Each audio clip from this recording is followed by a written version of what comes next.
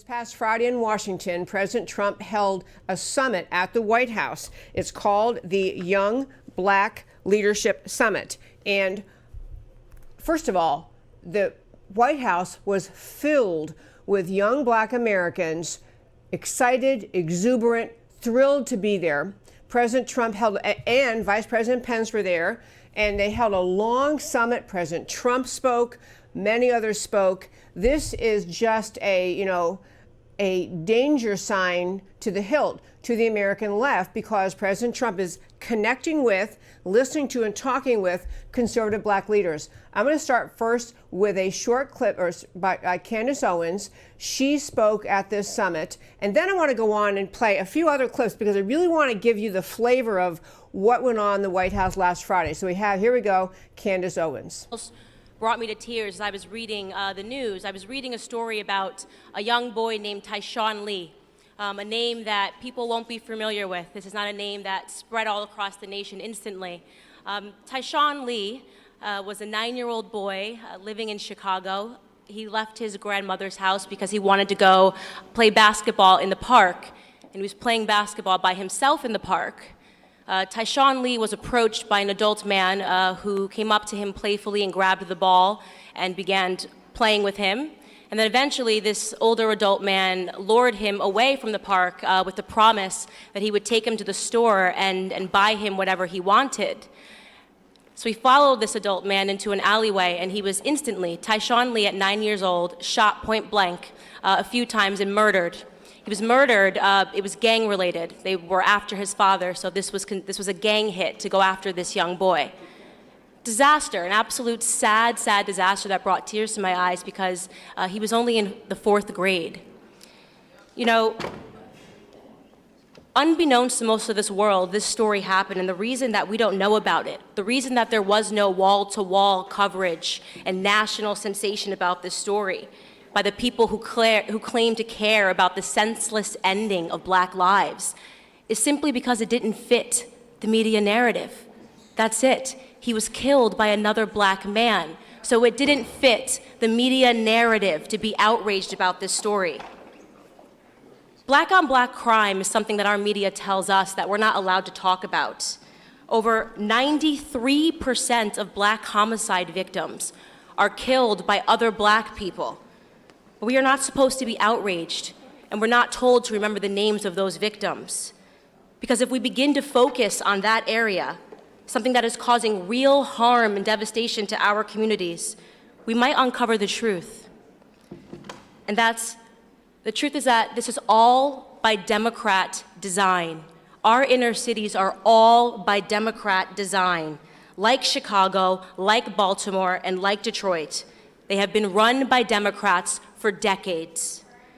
We have been made to believe that the conditions in our cities are normal. We're supposed to turn a blind eye to the corruption, to the crime, to the gangs, and instead focus on what our media deems of more importance. We are instead told that we should be focusing on white people. We're supposed to be reactive and angry and fearful about white supremacy, when in fact, it is liberal supremacy that is harming our communities. Okay, folks, that was a little long for a clip, but it's just so profound. She's making this point on national television, in the White House, in an administration of it under President Trump, where she and all these other young Black leaders at this summit that they attended this past Friday, this Black leaders in the White House summit, conservative leaders, this summit is striking fear in the heart of the Democrats, because in addition to her making points that the mainstream media always carrying the left's water for them, always carrying the left's water, the mainstream media never tells you stories like that, never tells you statistics like that. Do you honestly think that you'd be so outraged by the stories the media pushes if more often they made the points that she's making there? So Candace Owens at the summit. Two other things happened at the summit. I watched quite a bit of it this morning. Honestly, it was heart-melting, and I mean that in the most serious way. Heart-melting. 2 of the things happened at the summit. I watched quite a bit of it this morning. Honestly, it was heart-melting, and I mean that in the most serious way. Heart-melting. 2 of the things happened at the summit. I watched quite a bit of it this morning. Honestly, it was heart-melting. President Trump had present in that summit at the White House last Friday leaders from campus organizations who are trying to bring the conservative message to their campuses. There were people who were part of Turning Point USA, Charlie Kirk's organization, the one that he and Candace Owens worked on together. Now Candace Owens has branched off and is working in more direct way on Blexit, the Black and Latina exit from the Democrat Party. But there were Charlie Kirk was at this summit and some young leaders at this summit. And if you see, when the next clip I'm going to play is President Trump speaking to the summit, he really was getting to the heart of the idea of commending these people, young Black Americans, for being brave enough to think, brave enough to speak the truth, brave enough to come forward and stand for the truth on college campuses where it is simply enormously unpopular to embrace conservatism, to dismiss the white supremacy argument of the American left, to argue that conservative ideas are better. He praised these young people. I want to play the President Trump's clip next, which I believe, Matt, they're very wonderful, is clip 1. Here is Trump talking to this group at the White House this past Friday. Or Terrence or Candace, you're all special people, very, very special people. And you're doing something very important. I don't even know if you know, maybe you don't know. And, you know, sometimes you're so into something and you just don't really feel how important it all is. What you are doing is so important for your community and for this country. We will renew the values that unite our people as one America. As one team, we will build up our nation. We will lift up our forgotten communities, and we will defeat any threat. We will beat any challenge. We will overcome every obstacle, and we will achieve a glorious future of American greatness beyond our wildest dreams. And that's what you're doing. To everyone here today, keep up the great work. And I just want to say, from the bottom of my heart, God bless you, God bless your families, and God bless America. Thank you. You notice a woman behind President Trump. She had kind of gray and black dreadlocks, really beautiful young woman, very, very long dreadlocks. She also spoke. I mean, down like below her waist level dreadlocks, stunningly beautiful hair, beautiful face. She spoke to thank President Trump for giving her the, and also Charlie Kirk and Turning Point USA for giving her the courage, the ability to speak on her campus, to say, I believe in conservative values. Stunning, stunning conference.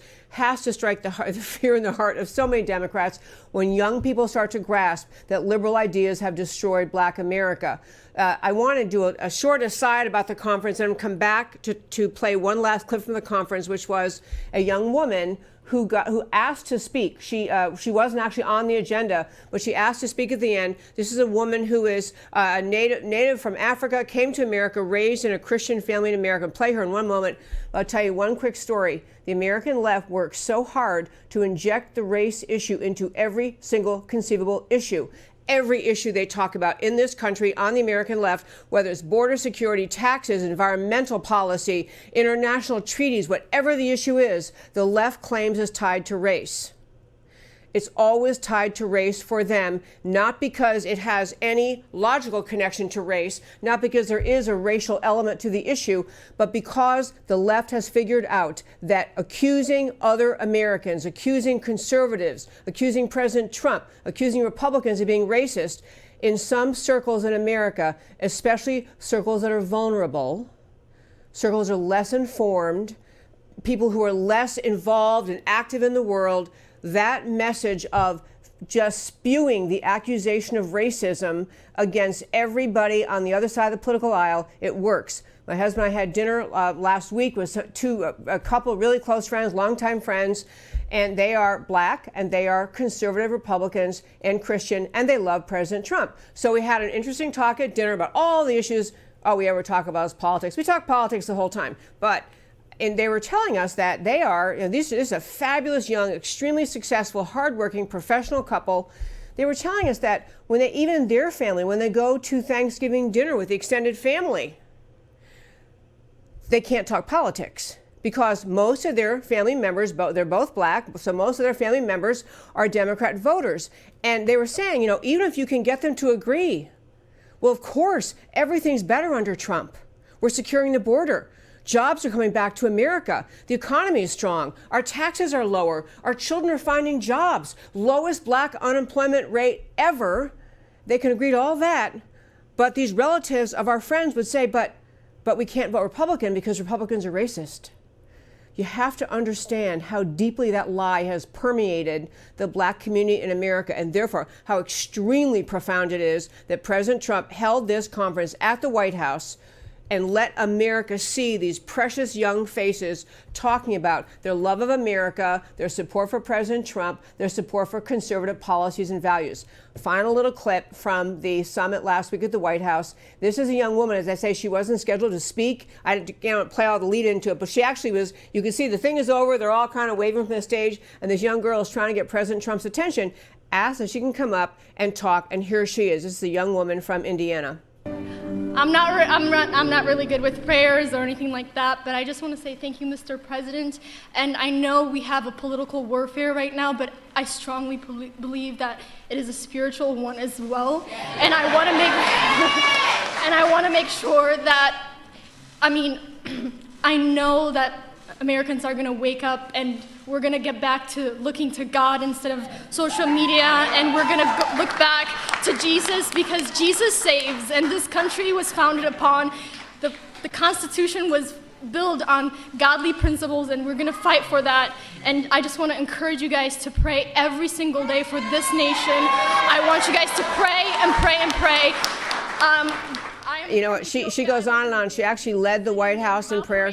I'm sorry. Yeah, I realize it's going to take too long, but she led that room in prayer. It was heart melting. And she's a young girl. She's actually not from America. She was a native, either Ethiopian or Somalian, I think Ethiopian, was adopted by a family in Indiana, raised here in America, loves his country, loves conservative, loves the Constitution, loves President Trump. This is, you know, a dagger to the heart of the Democrat Party, that conference. I love that President Trump held it. And I hope that all of you can share these videos. If you go to our website, americacanwetalk.org, on the homepage under shows, drop down, list of links. The link to the entire White House conference is there, and you can watch the whole thing. Spread it to your closest 1,000 friends. It would be a great, great way to be politically active right from your desk at home. And that, my friends, is today's First Five.